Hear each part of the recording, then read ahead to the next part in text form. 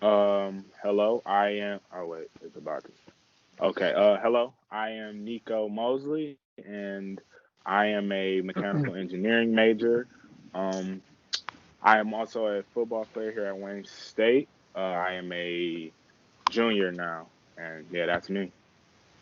Nice. Hello, my name is Stefano Lorenzano. I'm a civil engineer major.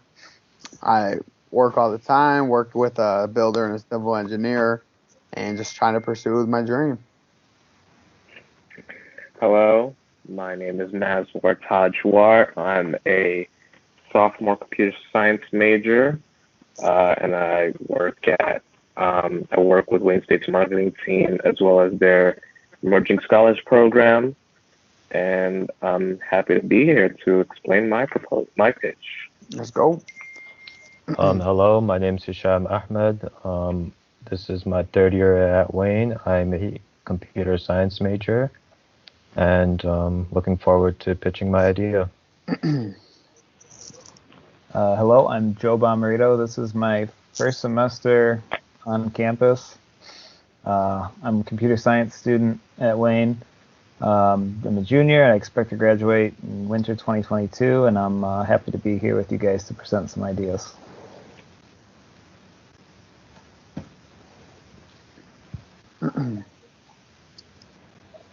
Oh, so sorry.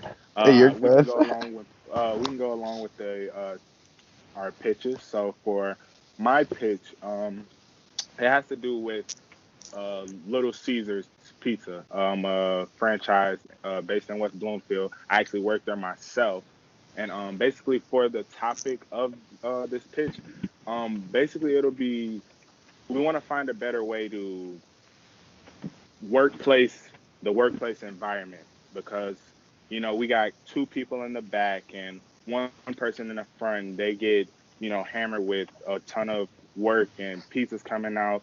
It's just too much up there. So basically creating a more like a better cycle within the workplace so that everything can move more efficiently as the workday goes on. Yeah, that'll be my pitch.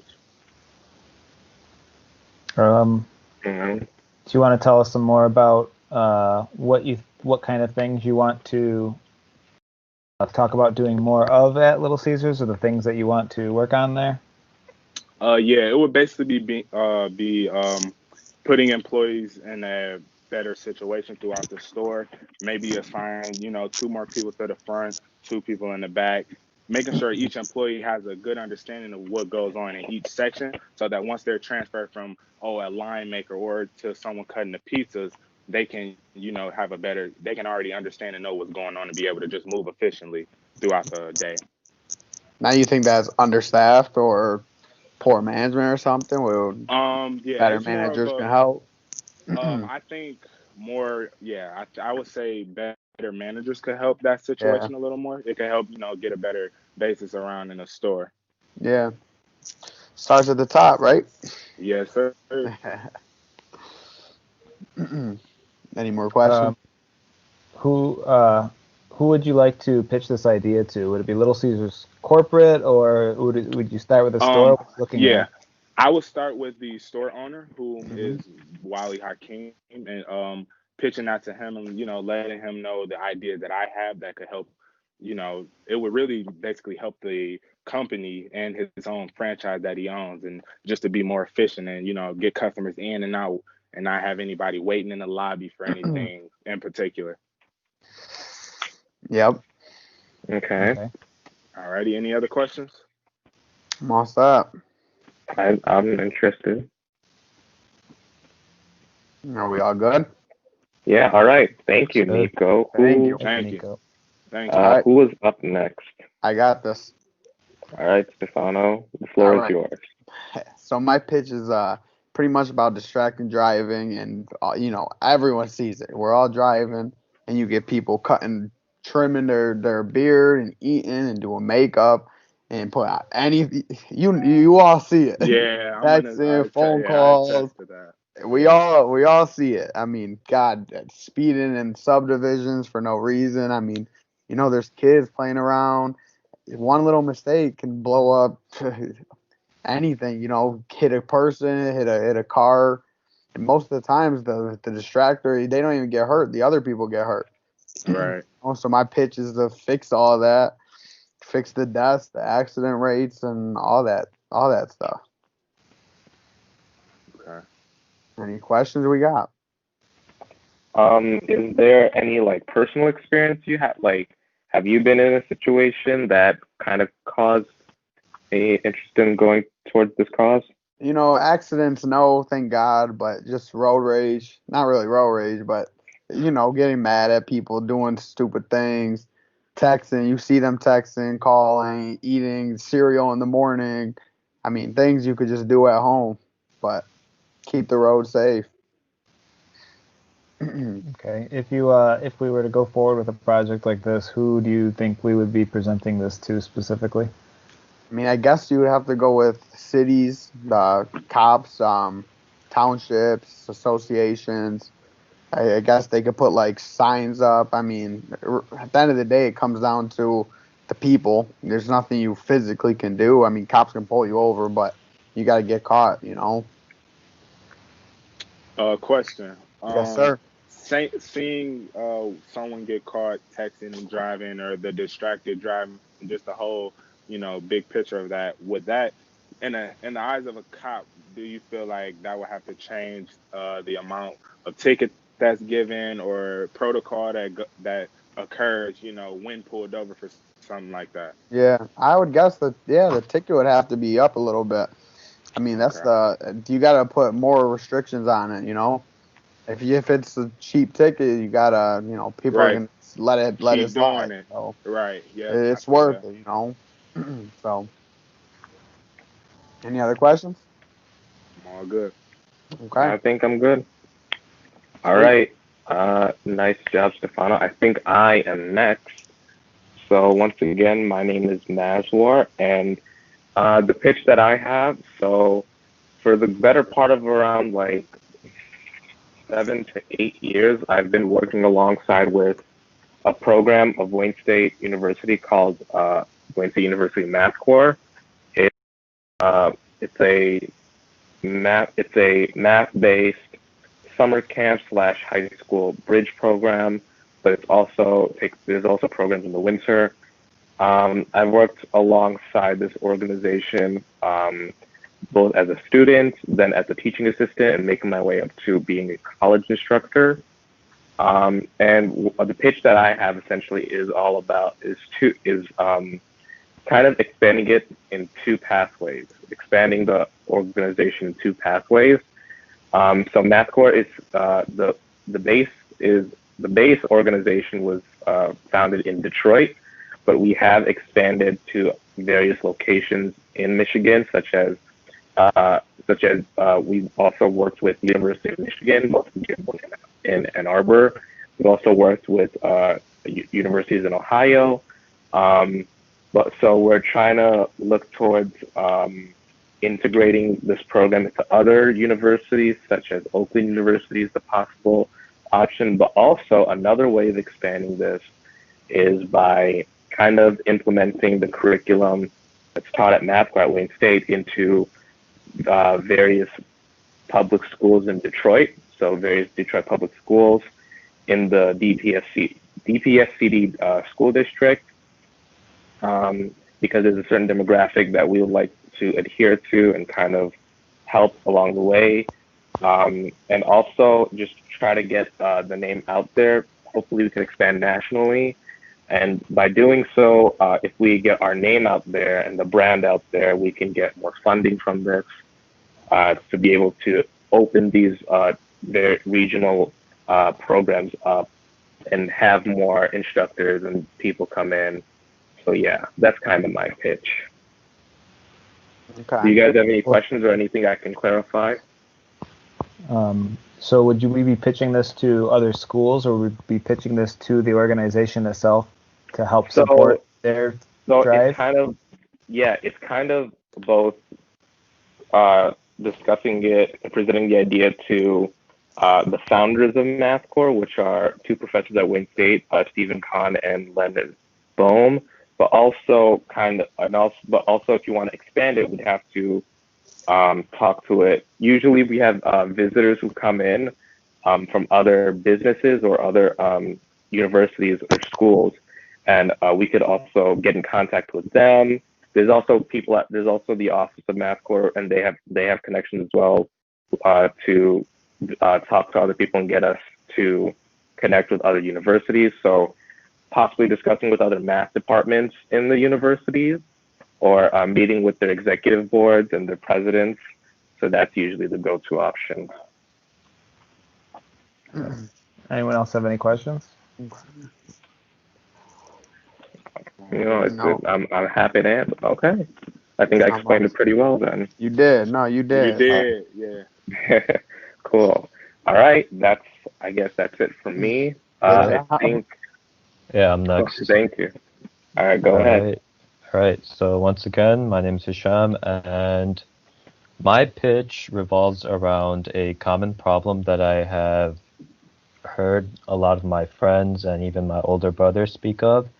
And earlier this year, most of them have graduated as nurses or radio technicians, and my older brother has graduated as a pharmacist, in the middle of a pandemic. So one problem that they have all experienced while working is a shortage in employees, essentially.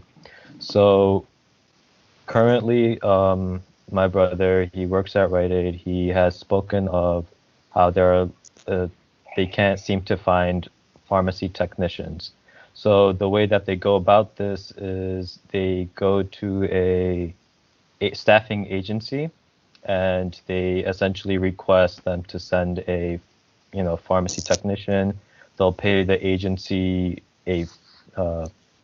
they'll essentially pay them 1.5 to 2 times the employee's base salary pay. So the idea I'm pitching is that an application that'll serve as a intermediary platform between employers and employees seeking, various types of jobs and whatnot, to essentially take care of the shortages that are occurring, especially in a pandemic. And these employees may end up fulfilling these roles. This platform will essentially revolutionize the current staffing agency industry. And the application would be able to undercut the agency's fees, which do charge an excessive amount at the moment, as I've stated earlier, 2x the employee's base salary, which is a lot. And they don't pay the employees that they're sending over as much. They're, sometimes they get paid less, sometimes this is their base pay. So what this platform can do is undercut the current staffing agency industry while paying the employees more. Good part of this platform is that it'll attract both employers and employees because they both benefit. The employees may receive, potentially better pay or even benefits that the staffing agency industry does not offer. The platform will also take care of, the vetting process, so identification, background checks, drug tests, stuff like that, credentials, qualifications, etc. So this will make the matching process between employers and employees a lot more seamless and effortless. So I'll open the floor to any questions you guys may have. Cool. Go ahead, Nico. Do you think basically you were talking about the drug testing qualification side of things. So with that, is this I'm sorry, I'm having a blank. Take your time. No, application. So is this application is it almost like a part-time temporary kind of application, so you can kind of hop over the full-time process of an application? Or so I know that a lot of pharmacy techs, low-wage jobs that get paid, a couple $14, $15 minimum wage type of jobs, they they go to staffing agencies, and they'll match them with employers that are seeking employees because there's a shortage. Like I've mentioned earlier, in the pharmacy industry, farm Right. techs, there's a shortage of those.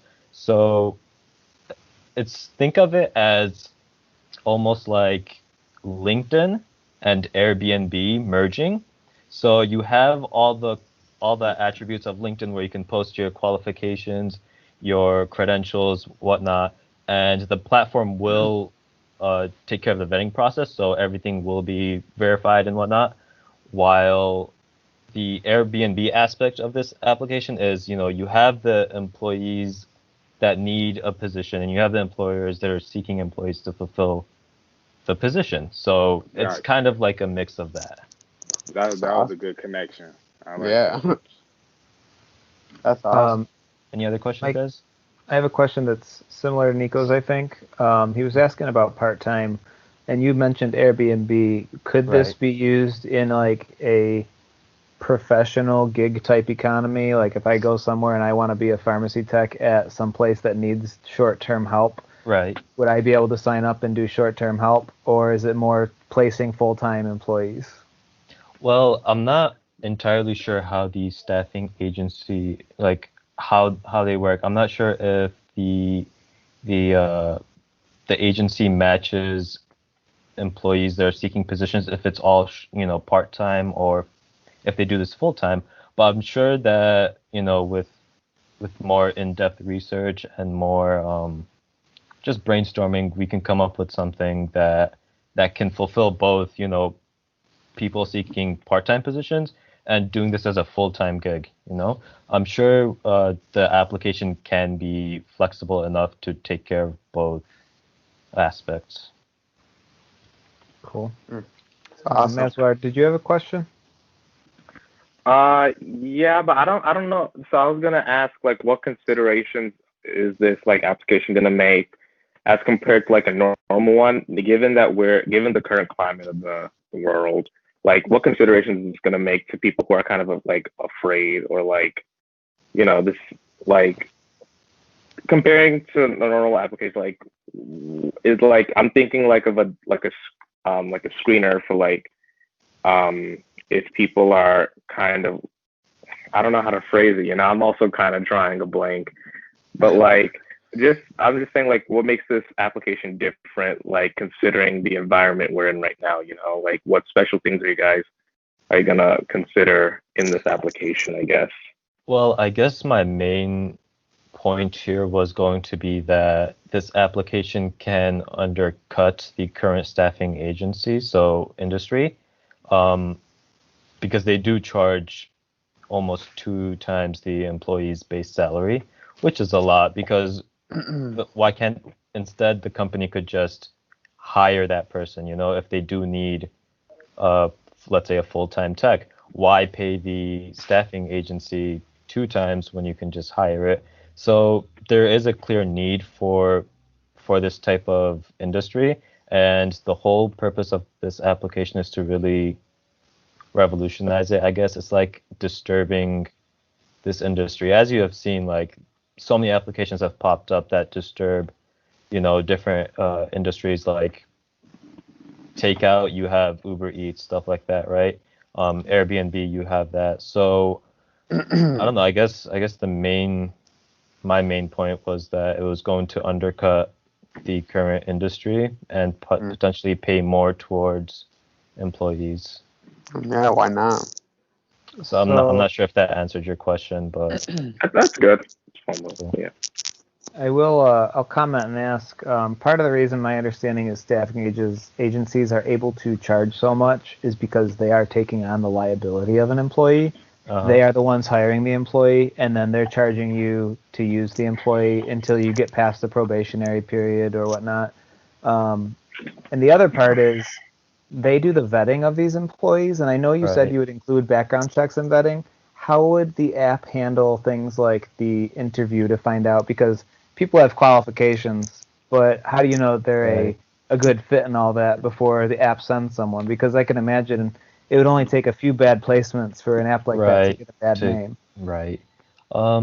So from what I've understood, just speaking to my older brother about how his scheduler selects part-time pharmacy technicians and whatnot. They already have a relationship established with certain agencies, so I'm not entirely sure how one would go about taking care of the issue that you mentioned. I mean, this application does have a lot of aspects to it that need to be worked out. Sure. So Sure. yeah, That's what this is for. Yeah, this is you're just the right. pitch So part. I was just Yeah. curious. yeah, no, that was a really good idea. I didn't even think of that. So glad that you pointed that out. Well, I mean, it's part of the development process, right? Right. Of any ideas. Right. Think about it. Yep. Cool. Good. Any other questions? No, good job, dude. No, sir. Good All right. job. Sounds good. Good Cool. questions. All right, then I guess I'll do mine now. I'm Joe Bomarito again, and my pitch is going to be for a recycling program at my job. There's a problem right now at my job, and we have more than 30, less than 50 employees, so we're not a huge place, but we don't have any sort of recycling. We recycle our manufacturing waste. That's not a problem. That's all part of the integration, but just living in a place, we spend 8 hours there working. You're throwing away a lot of stuff. People are bringing water bottles, they're getting takeout, they're bringing in plastic forks and knives, and a lot of these things could be recycled. And generally, in the home, my understanding is that recycling is profitable for a city. Recycling companies pay cities to have a recycling program because they can take that and then sell any of the recyclable waste that is worth. But for a business that's now, it has logistics of sending a truck there to pick stuff up that they wouldn't normally, and there's no one around them. So it's less worth it for the recycling company. So the big problem for my job would be that this might come with an incurred cost. So the thing that the group would have to present and sell, and one of the ideas would be, where is the benefit of this cost? What sort of impact does recycling have? I think the biggest impact is going to be a moral one, like how bad is all of this stuff in the landfill long term? And what does 1 year of recycling do? Because again, you got 30 something to 50 employees throwing things away every single day for a year. That adds up, and I think the selling that is going to be the key. The other incurred cost that is going to be the hard sell is convincing the ownership that this is something worth even their time on. Because at home, like, we can feel good and recycle and it's no big deal. We live in a capitalist society where the point of business is to make money. So when you present this idea like, hey, this is good for Earth, Captain Planet, people look at that and they're like, but it loses money if I have to pay someone to do this every week. So that's the other thing too, of like, can we develop a system that integrates seamlessly, a simple solution that adds to the round so there's no extra work or minimal extra work being done for the majority of the people, so the recycling just happens. So that's my idea, is just implementing a recycling program at my job. No, that's Any good. questions? That's good. I guess we would have to just figure out how actually bad it is for the landfills. Right. You know, Like, do you have? for What them would to you? know. Oh, sorry. No, you're good. You're good. Go. What would you estimate roughly if you were to say like how bad this recycling problem gets? Like, our bottles and things you can recycle overfilling at your job site. At the job site, no, but everything goes eventually into a dumpster that gets picked up every week, which is another part of the problem, that it goes away. We do have a disposal system, so the trash is going away, but there's things in there that shouldn't be trash because they are, you can turn it into new plastics. Absolutely. Okay. In terms of figuring out how bad it is, that is a metric we could attempt to track, and I could try to estimate. I mean, again, if you're talking about 20 employees, let's say 10 bring in a water bottle every day, or a bottle that they're not recycling. They're not even using the deposits. They're just throwing the Right. Pepsi bottles away. Just Yeah. say 10 people every day times 5 days a week, so that's 50 bottles times 50 weeks a year. You know, it adds up. That's It adds 2,500 up. bottles, and that's just bottles. We're not talking about now Plastic everything else torts. that people are Right. bringing in. You have paper that people are just throwing away from the office, inter-office Yeah. stuff, and that's just Yep. like, Yep. I mean, we should be living in a paperless society, but 100%. Right. Plus, that's just um, one bottle you're talking. What if people have 2, 3? Right. right, Multiple right, waters. It could get bad. right. I guess we just have to look up how much it would cost, businesses. Like you said, everything's about money nowadays. Right. If it's not making them money, or at least they're not losing money, Right. you know. And I feel like that would be a key part of the pitch is trying to minimize or compare the cost to the benefits and Yeah, selling that idea. that'd be nice. Yeah, go ahead, Nico. Another question. Do you now on from a moral standpoint, like you were talking about, do you think the other employees that this job site will fall in line with actually making an effort to recycle?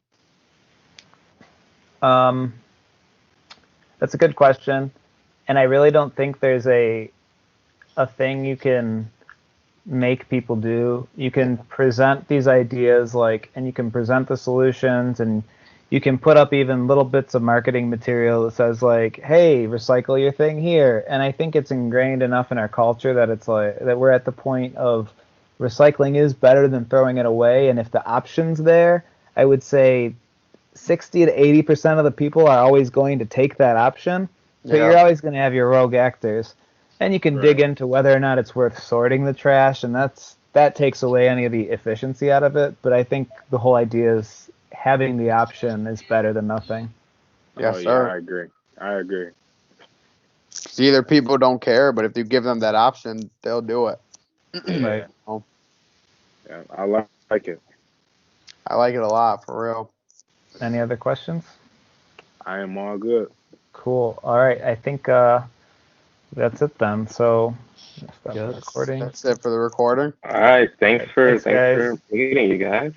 Yes, All right. Thank sir. you. Thanks for watching our pitches. We hope that this gives you an idea of what we're interested in working on this semester.